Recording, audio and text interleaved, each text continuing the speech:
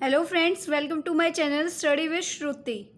सो guys, इस video में हम डिस्कस करेंगे ऑर्थोपेडिक मोडेलिटीज़, यानी कि वो डिवाइसेस या वो चीज़ें जो सपोर्ट करती हैं जब हमें कहीं फ्रैक्चर वगैरह हो जाता है, तो जो हमारे मूवमेंट में हेल्प करेगी और जो उस एरिया को सपोर्ट करेगी। ठीक है, तो उसको हम क्या कहते हैं? Orthopaedic modalities. ऑर्थोपेडिक क्या होता है? ये एक ब्रांच होती है मेडिकल साइंस की जो डील करती है प्रिवेंशन और करेक्शन में जो भी डिसऑर्डर हो जाते हैं इन्वॉल्विंग आर लोकोमोटर, यानी कि जो हमारे बॉडी के स्ट्रक्चर्स होते हैं जो हमें मूवमेंट करने में हेल्प करते हैं, जो मूवमेंट करते हैं उनके, जैसे कि स्केलेटन, जॉइंट्स, मसल्स, फेशिया और जो बाकी सपोर्टिंग स्ट्रक्चर्स होते हैं जैसे कि लिगामेंट्स और कार्टिलेज। इनकी मूवमेंट में इनके कोई भी करेक्शन यानी कि इनका कोई भी डिसऑर्डर हो जाता है तो उस डिसऑर्डर से बचाने के लिए और उसको करेक्ट करने के लिए क्या है, ऑर्थोपेडिक एक ऐसी ब्रांच है जो इसके रिगार्डिंग स्टडी करती है, इसके साथ डील करती है। ऑर्थोपेडिक मसाज जो होती है वो एक मोडेलिटी होती है जो सीख करती है, एड्रेस करती है ऑर्थोपेडिक कंडीशंस को, जैसे कि पेन और जो भी इंजरीज होती हैं जो अफेक्ट करते हैं हमारे लोकोमोटर के जो सॉफ्ट टिश्यूज़ होते हैं उनको। इन शॉर्ट, ये जो भी हमें डिसऑर्डर हो जाता है लोकोमोटर यानी कि जो हमारे skeleton, joints, ligaments, muscles, cartilage में जो भी हमें डिसऑर्डर देखने को मिलते हैं तो उनकी करेक्शन के लिए क्या है, हम यूज़ करते हैं ऑर्थोपेडिक मोडेलिटीज़। टाइप्स की अगर हम बात करते हैं तो जैसे कि हो गया कास्ट, हो गया ब्रेसेस, स्प्लिंट्स, क्रचेस, ट्रैक्शंस, ये सारे क्या होते हैं? टाइप्स होते हैं हमारे ऑर्थोपेडिक मोडेलिटीज़ के। तो सबसे पहले हम डिस्कस करते हैं कास्ट को। कास्ट क्या करता है? ये होल्ड करता है ब्रोकन बोन को अपनी प्लेस में और हेल्प करता है उसको हील करने के लिए। कास्ट जो है वो प्रिवेंट करता है जो मसल्स की कॉन्ट्रैक्शन होती है उसको प्रिवेंट करता है और डिक्रीज़ करने में भी हेल्प करता है और बहुत ज़्यादा इफेक्टिव होता है। और ये क्या है, इमोबिलाइजेशन जो है प्रोवाइड कराता है। जब हम कास्ट कहीं पे अप्लाई कर देते हैं तो वो हमारा एरिया क्या है, इमोबलाइज हो जाता है। वो उसकी मूवमेंट को प्रिवेंशन करता है, उसकी मूवमेंट होने से उसको रोकता है और उसको क्या है, वापस से अलाइनमेंट में फिक्स करने की कोशिश में बहुत अच्छे से जो है वर्क करता है। कास्ट जो है वो किस चीज़ से बना हुआ है? तो एक हार्ड पार्ट होता है कास्ट, जो कि दो different kinds of casting material से बना होता है। एक होता है प्लास्टर जो वाइट कलर का होता है, दूसरा होता है फाइबर ग्लास। ये क्या होता है, कई वैरायटी के कलर्स में आता है और पैटर्न्स और डिज़ाइंस में भी जो है हमें फाइबर ग्लास देखने को मिलता है। उसके साथ साथ कॉटन और दूसरे सिंथेटिक मटेरियल जो हैं वो यूज़ किए जाते हैं लाइन करने के लिए, कास्ट के अंदर उसको लगाने के लिए, ताकि वो सॉफ्ट रहे और एक पैडिंग तरीके से, मतलब बोनी एरियाज़ जो होते हैं, जैसे हमारी एल्बो होती है, रिस्ट होती है, जहाँ पे बोनी एरियाज़ होते हैं, बोन्स होती हैं, उसके वहाँ पे उसको एक हार्ड सरफेस ना मिले, वो थोड़ा सॉफ्ट रहे, पैडिंग जैसा उसको वहाँ पे मिले, सॉफ्ट स्पेस उसको मिले, उसके लिए हम क्या है, कॉटन या फिर सिंथेटिक जो मटेरियल होता है उनका यूज़ करते हैं। अब इसका पर्पज़ क्या होता है? ये प्रोटेक्ट और सपोर्ट करने के लिए यूज़ किया जाता है बोन्स और सॉफ्ट टिश्यूज़ को। ये जो है पेन, स्वेलिंग और मसल स्पाजम्स जो होते हैं उनको भी रिड्यूस कर देता है। अब टाइप्स की अगर हम बात करें तो अपर और लोअर जो है एक्सट्रीमिटीज़ के लिए होता है। तो अपर एक्सट्रीमिटीज़ के लिए क्या होता है, शॉर्ट आर्म कास्ट होता है। इस तरीके से दिखते हैं, जो हमारे हाथ का जो है इतना पोर्शन कवर करता है। फोर आर्म और रिस्ट फ्रैक्चर्स के लिए यूज़ किया जाता है। एल्बो जो है हैंड के अप्लाई किया जाता है वहाँ तक। उसके बाद क्या करते हैं, अगर हमें होल्ड करना है, जो फोर आर्म होती है या जो रिस्ट होती है, मसल्स टेंडन्स वगैरह उनको, मतलब मान लो सर्जरी हुई है मसल्स की, रिस्ट के या फिर जो टेंडन्स है उनकी या फोर आर्म की, तो उसको उसकी प्लेस में रखने के लिए हम क्या है, अपर एक्सट्रीमिटीज़ वाला जो कास्ट है उसको यूज़ करते हैं, जो शॉर्ट आर्म कास्ट है। उसके बाद बारी आती है लॉन्ग आर्म कास्ट की। इसको यूज़ किया जाता है अपर आर्म, एल्बो और फोर आर्म फ्रैक्चर्स के लिए। अप्लाई किया जाता है अपर आर्म की जो हैंड है वहाँ तक, ठीक है। उसके बाद इसको यूज़ किया जाता है होल्ड करने के लिए आर्म और एल्बो मसल्स को, टेंडन्स को एक प्लेस पे आफ्टर सर्जरी। ये होता है लॉन्ग आर्म कास्ट, ठीक है। उसके बाद आता है शोल्डर स्पिका कास्ट। इसमें क्या होता है, ऐसे हमारा जो शोल्डर वाला एरिया है उससे लेके हमारा पूरा एक हैंड जो है वो इसमें यूज़ होता है। अगर शोल्डर की कोई डिसलोकेशन हो गई है या सर्जरी हुई है तो उस एरिया को कॉम्पैक्ट रखने के लिए इसको यूज़ किया जाता है। साथ ही साथ इसको ट्रंक से अप्लाई किया जाता है शोल्डर, आर्म और हैंड पे, ठीक है। उसके बाद आता है शॉर्ट लेग कास्ट। इसमें क्या होता है, जो लेग फ्रैक्चर्स होते हैं, एंकल फ्रैक्चर्स होते हैं या कोई सीवियर स्पेन या स्ट्रेन आ गया तो उस केस में इसको यूज़ किया जाता है। इसकी हेल्प से हम लेग और फुट मसल्स जो हैं और जो टेंडन्स वगैरह उनको होल्ड करके रख सकते हैं और अलाउ करते हैं उसको हीलिंग के लिए, ताकि वो जल्दी हील हो जाए और अपनी पोजीशन वहीं पे अच्छे से सेटलमेंट कर पाए, ठीक है। इसको क्या करते हैं, बिलो द जो नी डाउन टू फीट होता है, यानी कि जो नी है उसके नीचे से फुट तक जो है इसको हम अप्लाई करते हैं। उसके बाद जो है इसमें क्या होता है, may be walked on once the fracture is stable. एक बार जब जो फ्रैक्चर है वो स्टेबल हो जाए उसके बाद हम वॉक कर सकते हैं। और ये क्या होता है, इनफ होता है कि हमारी बॉडी वेट को जो है बियर कर सकता है, अपनी हमारी बॉडी वेट को जो है ये आसानी से सहन कर सकता है, बिकमिंग री इंजर्ड, दोबारा री इंजर्ड होने से पहले।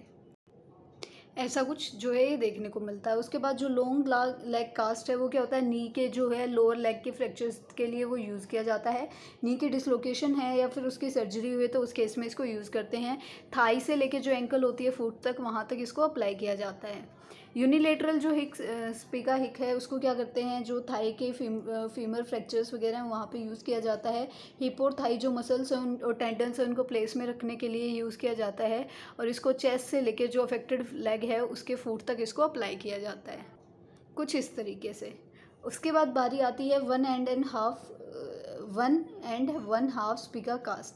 इसमें क्या है, हम देख सकते हैं कि एक पूरा और एक क्या है, हाफ तक इसको हमने अप्लाई किया है।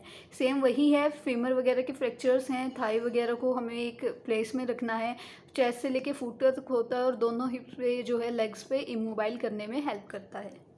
उसके बाद बायलेटरल हिप स्पिका कास्ट में क्या होता है, ये वही पेल्विस, हिप और थाई जो फीमर फ्रैक्चर्स हैं उनके लिए यूज़ किया जाता है। हिप और थाई जो मसल्स टेंडन्स वगैरह उनको प्लेस में रखने के लिए काम करते हैं। लॉन्ग लेग में क्या होता है, अप्लाई किया जाता है चेस्ट टू फीट, और एक बार जो है बीच में प्रोवाइड किया जाता है जिससे वो इमोबाइल रखे।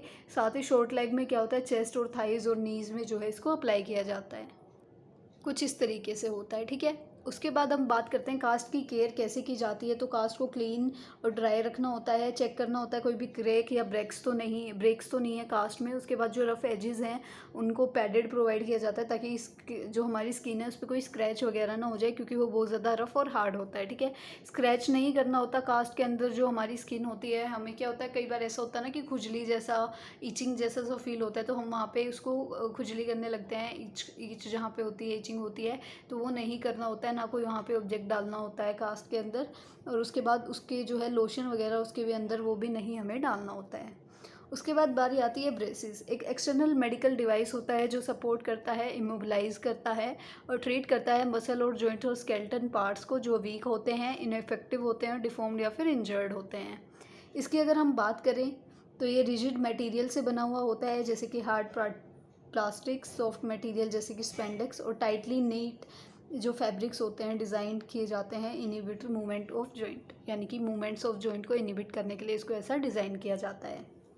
टाइप्स की अगर हम बात करें तो सबसे पहले आता है एंकल फुट ऑर्थोसिस यानी कि AFO। इसमें क्या होता है, एक्सटर्नल बायोकेमिकल डिवाइसेस जो हैं वो यूटिलाइज किए, मतलब वो यूज़ किए जाते हैं लोअर लिम्स पे, ताकि वो स्टेबलाइज कर सकें जॉइंट्स को, इम्प्रूव कर सकें गेट और फिजिकल फंक्शनिंग को जो अफेक्ट हुई है लोअर लिम की।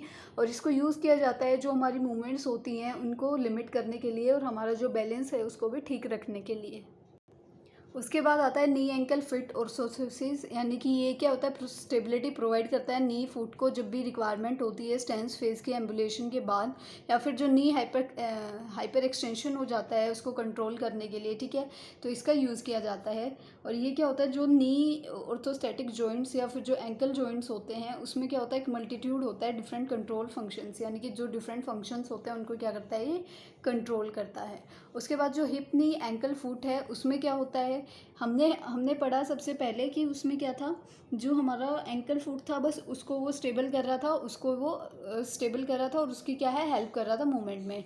उसके बाद जो हमने पढ़ा नी एंकल फुट, उसमें क्या था, वो नी एंकल और फुट को कर रहा था। अब हिप भी इसमें क्या हो रही है, जो लॉक होता है हिप का वो नी और एंकल, इन सारों को वो सपोर्ट प्रोवाइड करेगा। जो भी लिंग होते हैं, यानी कि जो KAFOS हैं और जो KFOS हैं, उनके क्या होता है, ये दोनों लिंक्ड होते हैं एक दूसरे से। पेल्विक बैंड और जो लंब्रो स्कैलल ऑर्थोसिस होती है उसमें ये ध्यान रखते हैं।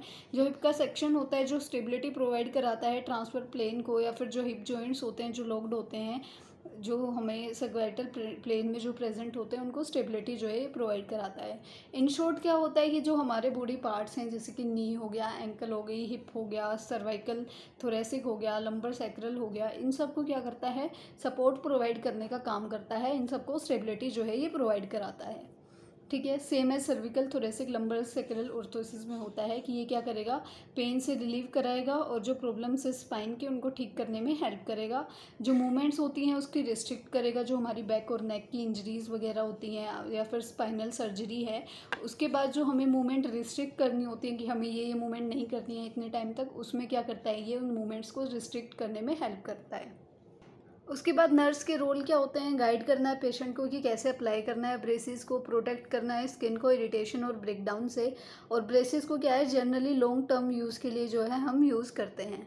उसके बाद बारी आती है क्रचेस की। क्रचेस क्या होते हैं, ऑब्जेक्ट होते हैं जो मूव करने में हेल्प करते हैं एक पर्सन को जब उसको इंजरी की कंडीशन हो रखी हो या कहीं पे भी उसकी एबिलिटी हो, कोई भी ऐसी चीज़ जो क्या है वेट वियर कर सकती है उसके दोनों पैरों का या किसी एक पैर का, तो वो क्या होते हैं क्रचेज़ होते हैं। आर्टिफिशियल सपोर्ट प्रोवाइड करते हैं, असिस्ट करते हैं पेशेंट को जिनको कि वॉकिंग में प्रॉब्लम है, जो अच्छे से वॉक नहीं कर सकते हैं। इसमें क्या होता है, provide ambulating patient with a great deal more mobility and flexibility. इसमें पेशेंट जो है अच्छे से चल सकता है, उसको फ्लेक्सिबिलिटी भी मिलती है और मोबिलिटी भी जो है मिलती है। उसके साथ साथ ये इसकी गुड स्टेबिलिटी होती है, अच्छा सपोर्ट ये प्रोवाइड कराती है। ब्रॉड रेंज में जो है पेशेंट का जो बॉडी मूवमेंट है वो अच्छे से हो सकती है, स्पीड भी जो है नॉर्मल हो सकती है और जो वेट है बॉडी का वो डिस्ट्रीब्यूट आराम से ईजिली हो जाता है। टाइप्स की अगर हम बात करें तो सबसे पहले आता है स्टैंडर्ड क्रचेस। स्टैंडर्ड क्रचेस क्या होता है, ये जो मोस्ट कॉमन टाइप के क्रचेस यूज़ होते हैं, इन्वॉल्व करते हैं जो क्रचेस हम अंडर आर्म्स के नीचे रखते हैं और हमारी ग्रिप्स के लिए उस पर क्या है हैंडल्स जो हैं दे रखे होते हैं, तो उनको हम क्या कहते हैं स्टैंडर्ड क्रचेस कहते हैं। उसके बाद आते हैं फोर आर्म क्रचेस। इनमें क्या होती है, कफ प्रेजेंट होती है जो हम अपने फोर आर्म्स में डाल लेते हैं, तो उसको क्या कहते हैं हम फोर आर्म क्रचेस। और ये भी क्या है अच्छे से स्टेबिलिटी प्रोवाइड कराते हैं और जो कफ हैं वो हमारे हैंड्स पे अच्छे से बन जाते हैं, जिसकी वजह से हम जो मूव करते हैं तो हमारी आर्म्स जो हैं वो ईजिली सपोर्ट कर सकती हैं और वेट को बियर कर सकती हैं। उसके बाद आता है प्लेटफॉर्म क्रचेस। प्लेटफॉर्म क्रचेस में क्या होता है, इन पे हमें रेस्ट करने के लिए फोर आर्म्स पे जो है एक रेस्ट दिया हुआ होता है जिसपे कि एक यूज़र जो है वो रेस्ट कर सकता है। सूटेबल होता है एक इंडिविजुअल के लिए। और जो है हैंड की ग्रिप जो है इसमें बहुत अच्छी होती है, वीक हैंड ग्रिप जो है वो देखी जाती है, मतलब इतनी अच्छी ग्रिप नहीं होती, लेकिन क्या कर सकते हैं रेस्ट इजीली उस पर कर सकते हैं और स्टेबिलिटी और सपोर्ट जो है वो प्रोवाइड करता ही है। उसके बाद आता है मोबिलेग क्रचेस। मोबिलेग क्रचेस क्या होते हैं, ये सिमिलर होते हैं जो हमारे फोर आर्म क्रचेस होते हैं उनकी तरह, बट इसमें क्या होता है एक स्प्रिंग जो है वो लोडेड होता है, मैकेनिज्म इसमें होता है कि जिससे क्या है ये लिफ्ट कर सकते हैं क्रचेस के टिप को, जो फॉरवर्ड मूवमेंट में क्या करता है हेल्प करता है, यानी कि ड्यूरिंग फॉरवर्ड मूवमेंट हम क्या कर सकते हैं असिस्ट कर सकते हैं, लिफ्ट कर सकते हैं क्रच को, ठीक है। उसके बाद नेक्स्ट आता है स्प्लिंट।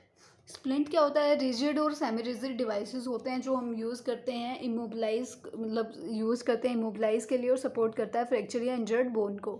ये क्या करता है टेम्परेरी स्टेबिलिटी प्रोवाइड करता है और अनटिल जब तक परमानेंटली कास्टिंग नहीं हो जाती है, हम कास्ट नहीं कर देते हैं, तब तक हम क्या है स्प्लिंट को यूज़ करते हैं। इसके पर्पज़ क्या होते हैं, पार्ट को इमोबलाइज करने के लिए, पोजीशन को मेंटेन करने के लिए, ट्रैक्शन और जो रिडक्शन हो रहा है बोन वगैरह का उसको मेंटेन करने के लिए, फ्रैक्चर से उसको बचाने के लिए, कॉम्प्लिकेशंस नहीं होती हैं फ्रैक्चर में ज़्यादा, और उसकी जो डिफॉर्मिटी होती है उसको ठीक करने के लिए। इंडिकेशंस क्या होती हैं, sprains, dislocation, joint infection, acute arthritis या फिर जो न्यूरोवेस्कुलर इंजरीज़ या सॉफ्ट टिश्यूज़ इंजरीज से बचाने के लिए हम इसको यूज़ करते हैं। कॉन्ट्रा इंडिकेशंस क्या होती हैं, ओपन रिडक्शन में यूज़ नहीं करना है, उसके बाद कंपेयरमेंट सिंड्रोम में यूज़ नहीं करना है, इन्फेक्शियस स्किन कंडीशन है या कहीं पे बहुत ज़्यादा हाई रिस्क ऑफ इन्फेक्शन है तो वहाँ पे इसको यूज़ नहीं करना है। रिजिड स्प्लिंट्स क्या होते हैं, जो हार्ड मटेरियल से बने होंगे जैसे कि मेटल, प्लास्टिक या फिर वुड से, सपोर्ट करते हैं इंजर्ड एरिया को, और जो फ्रैक्चर वगैरह होता है, सीवियर कंडीशन होती है, सीवियर इंजरी होती है, उसमें ज़्यादा यूज़ करते हैं। सॉफ्ट स्प्लिंट क्या होते हैं, ये फोम या फैब्रिक से बने हुए होते हैं, ज़्यादा कंफर्टेबल होते हैं और यूज़ किए जाते हैं स्प्रेन, स्ट्रेन्स या फिर माइनर इंजरीज़ के लिए। उसके बाद आते हैं एनाटॉमिकल स्प्लिंट्स। ये हमारी जो बॉडी का पार्ट है उसके हिसाब से जो है स्पेसिफिक बनाए गए होते हैं, एक प्रीसाइज सपोर्ट जो है प्रोवाइड करते हैं, जैसे कि फिंगर स्प्लिंट्स या फिर नी इमोबलाइजर्स।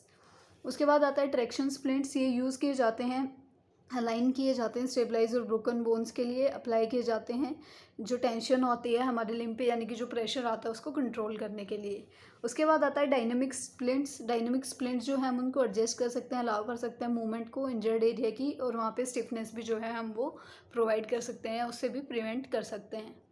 उसके बाद आता है ट्रैक्शन। ट्रैक्शन क्या होता है, शॉर्ट टर्म इंटरवेंशन होता है जब हमारे पास एक्सटर्नल या इंटरनल फिक्सेटर अवेलेबल नहीं होता है, मेडिकल ट्रीटमेंट होता है, स्टेबलाइज करता है, अलाइनमेंट में हेल्प करता है फ्रैक्चर बोन्स की, प्रेशर जो होता है जॉइंट्स और सॉफ्ट टिश्यूज़ पे उसको रिलीव करता है और अप्लाई करता है एक पुलिंग फोर्स जिससे अफेक्ट होता है बॉडी पार्ट पे, अचीव करता है एक डिजायर्ड वॉल्यूम। कॉमनली इसको जो है फ्रैक्चर्स, डिसलोकेशंस और जो मस्कुलोस्केलेटन कंडीशंस होती हैं उसके लिए इसको यूज़ किया जाता है। इसका मेथड क्या होता है, एप्लीकेशन होती है पुलिंग फोर्स की बॉडी पार्ट के लिए, ओवरकम करता है इफेक्टिव जो ओरिजिनल डिफॉर्मिंग फोर्स है उससे, और रिड्यूस किया जाता है, रिड्यूस करता है फ्रैक्चर और डिसलोकेशन जो होती है जॉइंट्स की। पर्पस हम इसका देखते हैं तो डिफॉर्मिटी और इमोबलाइजिंग जो फ्रैक्चर होता है उसके लिए करता है, नॉर्मल लेंथ और अलाइनमेंट मिलती है इंजर्ड एक्सट्रीमिटी को, एलिमिनेट करता है मसल स्पाज्म को, प्रिवेंट करता है डिफॉर्मिटी को और रिड्यूस करता है पेन को। उसके बाद टाइप्स की अगर हम बात करें तो सबसे पहला आता है skin traction. Pulling force apply की जाती है स्किन पे एडहेसिव जो स्ट्रिप्स होती हैं या बैंडेजेस होती हैं उनकी हेल्प से। शॉर्ट टर्म इमोबिलाइजेशन है, पेन रिलीफ है, और कॉमन जो है हिप फ्रैक्चर्स या लोअर बैक जो पेन होते हैं उसमें इसको यूज़ किया जाता है। उसके बाद आता है skeleton traction. Pulling force apply जो बोन पे की जाती है बहुत ज़्यादा इफेक्टिव होती है, और कंट्रोल ट्रैक्शन इसको कहता है। इसमें क्या है, पिन्स, वायर्स और स्क्रूज वगैरह का यूज़ किया जाता है जो सर्जिकल इंसर्ट किए जाते हैं बोन में, यानी कि सर्जरी के थ्रू इंसर्ट किए जाते हैं, ठीक है। इसमें क्या होता है, लॉन्ग टर्म इमोबिलाइजेशन होता है, हाई डिग्री फोर्स जो है वो यूज़ की जाती है, और ये जैसे फीमर, ह्यूमरस, टीबिया और जो सर्वाइकल स्पाइन है उनके केसेस में इसको यूज़ किया जाता है। जो स्ट्रेट ट्रैक्शन होता है उसको क्या है, ये रनिंग ट्रैक्शन भी होता है, अप्लाई की जाती है फोर्स स्ट्रेट लाइन में बॉडी के साथ, जिस बॉडी में भी बेड पे जो है बॉडी जिस पोजीशन में भी रेस्ट कर रही है उसके स्ट्रेट लाइन में। इसको बक्स एक्सटेंशन या पेल्विक जो ट्रैक्शन होते हैं वो इसके एग्जांपल्स होते हैं। उसके बाद आता है बैलेंस सस्पेंशन ट्रैक्शन। इसमें क्या होता है, सपोर्ट प्रोवाइड किया जाता है जो हमारी अफेक्टेड एक्सट्रीमिटी होती है उसके बेड के अवे, यानी कि जो अफेक्टेड जो पार्ट है उससे अवे जो है इसको यूज़ किया जाएगा, और सम मूवमेंट जो होती हैं वो अलाउ की जाती हैं पेशेंट के लिए कि वो कुछ मूवमेंट जो है वो कर सकता है। मैनुअल ट्रैक्शन क्या होता है, हैंड से अप्लाई किया जाता है और टेम्परेरी जो है ये होता है।